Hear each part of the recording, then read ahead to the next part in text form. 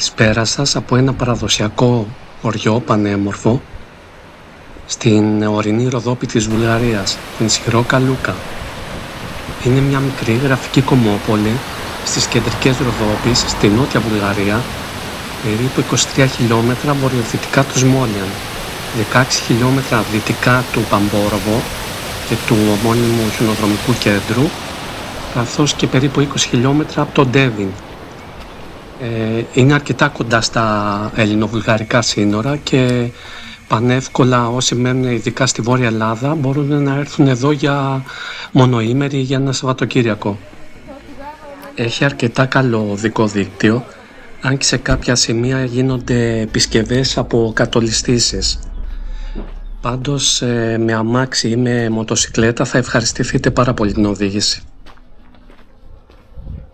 Τεκτονικό και λαογραφικό καταφύγιο, ένα από τα καλύτερα διατηρημένα παραδοσιακά χωριά της Βουλγαρίας, με κύριο χαρακτηριστικό την ροδοπίτικη αρχιτεκτονική της εποχής της αναγέννησης. Στις αρχές του 18ου αιώνα και στα τέλη του 17ου ιδρύθηκε αυτό το χωριό. Οι πρώτοι κάτοικοι ήταν χριστιανοί Βουλγαροί που κατέφυγαν στις απόκρινες Ροδόπης για να γλιτώσουν από τον εξισλαμισμό που εφαρμοζόταν από τους Οθωμανούς σε πολλές περιοχές της Ροδόπης. Η Οθωμανική περίοδος τελείωσε το 1878 για τη Βουλγαρία.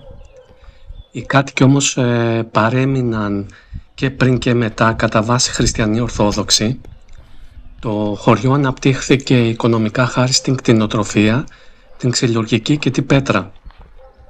Βλέπουμε και ένα στρατιωτικό τσίπ της κομμουνιστικής περίοδου, την απελευθέρωση του 1878 και ιδιαίτερα μετά τους Βαλκανικούς πολέμους και τον Πρώτο Παγκόσμιο Πόλεμο η περιοχή ενσωματώθηκε πλήρως στη Βουλγαρία. Το χωριό παρέμεινε σχεδόν αναλύωτο αρχιτεκτονικά.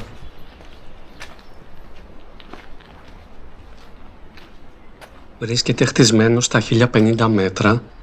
Οι δύο πλευρές του χωριού φτάνουν μέχρι τα 1180 μέτρα υψόμετρο και βόρεια και νότια του χωριού οι κορφές του Ροδόπης φτάνουν περίπου τα 2000 μέτρα. Ο πληθυσμός του χωριού είναι περίπου 500 κάτοικοι. Τα περισσότερα σπίτια είναι πάνω των 100 ετών και είναι διόροφα με πέτρινες στέγες, ξύλινες βεράντες και στενά παράθυρα. Εδώ υπάρχουν μουσεία, υπάρχουν δύο πέτρινες γέφυρες που διαχωρίζουν τον ποταμό Σιροκολάσα. Επίσης υπάρχει η εκκλησία της Κεμίσος του Θεοτόκου στο κέντρο του χωριού που χτίστηκε το 1830. Επίσης το χωριό είναι γνωστό για τον πολιτισμό και τις παραδόσεις του. Θεωρείται η καρδιά της μουσικής παράδοσης της Ροδόπης και φιλοξενεί την Εθνική Σχολή Λαϊκών Τεχνών και εδώ πραγματοποιείται το φεστιβάλ Κούκερι την πρώτη Κυριακή του Μαρτίου, όπου μεταφιεσμένοι με τρομακτικές μάσκες χορεύουν για να διώξουν τα κακά πνεύματα του χειμώνα.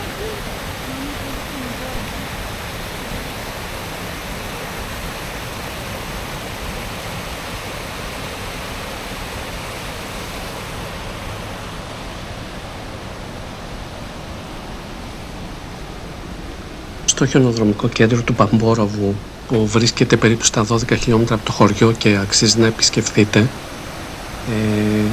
πριν φτάσετε στο χωριό υπάρχει και το σπήλαιο Devil's True και το φαράκι Triggrad.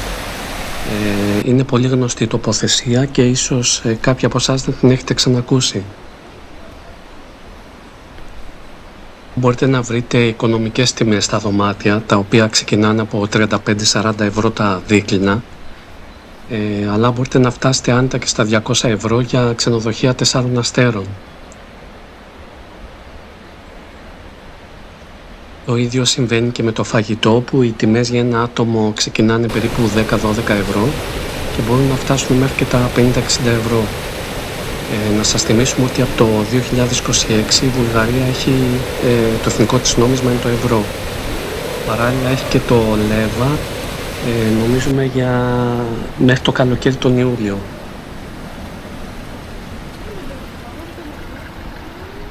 Για να έρθει κάποιος εδώ από Ελλάδα, τα πιο κοντινά σύνορα βρίσκονται στην Κομοτηνή, αλλά και στο κάτω Νευροκόπη. Εμείς ήρθαμε από αυτή τη διαδρομή και ανεβήκαμε στη λίμνη Τόσπατ. Από εκεί περάσαμε το Ντέβιν και φτάσαμε στη Σιρόκα-Λούκα. Από εδώ και σε περίπου 1,5 με 2 ώρες οδήγηση μπορεί κάποιος να φτάσει στη πανέμορφη Φιλιππούπολη. Επίσης, για κάποιον βορειοελλαδίτη που δεν επιθυμεί να πάει στο Μπάνσκο και στο Μπόροβετς στην περιοχή της Σόφιας και θέλει να πάει σε ένα άλλο χιονοδρομικό με καλύτερες τιμές και καλύτερη φύση, η Ροδόπη και το Παμπόροβο ίσως είναι το τέλειο μέρος. Και η Σιρόκα-Λούκα είναι ένα εναλλακτικό μέρος για διαμονή, καθώς το Παμπόροβο βρίσκεται σε απόσταση 12 χιλιόμετρων.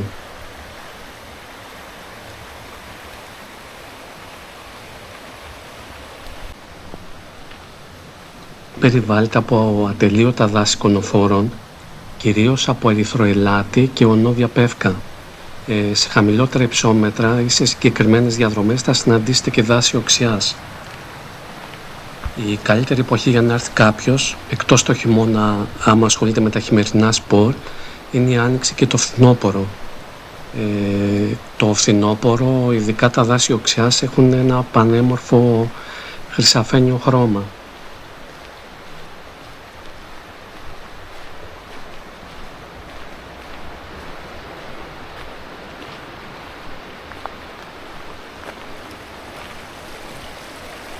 Εμείς βρεθήκαμε στην περιοχή αρχές Ιουνίου του 2025 και τις προηγούμενες ημέρες είχε αρκετές βροχές. Την ημέρα που ήμασταν εκεί, το μεσημέρι είχε περίπου 17 βαθμούς και ψιχάλιζε.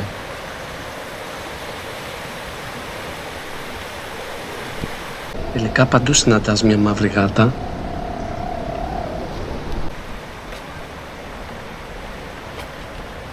Συνοψίζοντας, η Σιρόκα-Λούκα αποτελεί ένα ζωντανό θησαυρό της Ροδόπης, όπου η αυθεντική αρχιτεκτονική συναντά τη βαθιά μουσική παράδοση. Είναι ο ιδανικός προορισμός για όσους αναζητούν την ηρεμία της φύσης, την πολιτιστική κληρονομιά και τη μοναδική εμπειρία των εφήμων, των Κούκερι.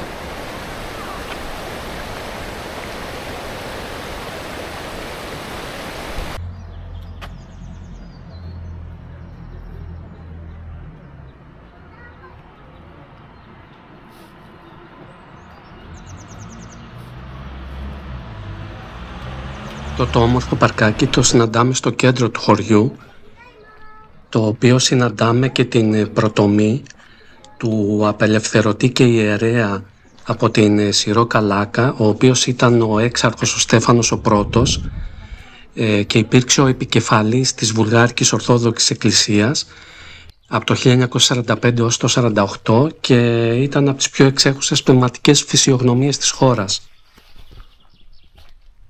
Εδώ σας δείχνουμε και εικόνες από τις λίμνες Τσαΐρσκι, οι οποίες είναι πανέμορφες και βρίσκονται στα 1600 περίπου μέτρα υψόμετρο πάνω από τον Τόσπατ.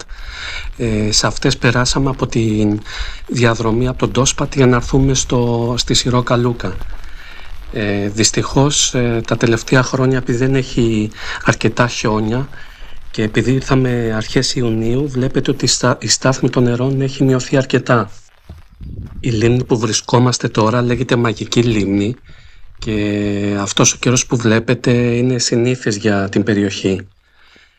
Στην περιοχή υπάρχουν και οργανωμένα κάμπινγκ και χώροι για να στήσετε σκηνές ή να αφήσετε το τροχόσπιτό σας. Όποιος έχει απορίες μπορεί να μας γράψει στα σχόλια.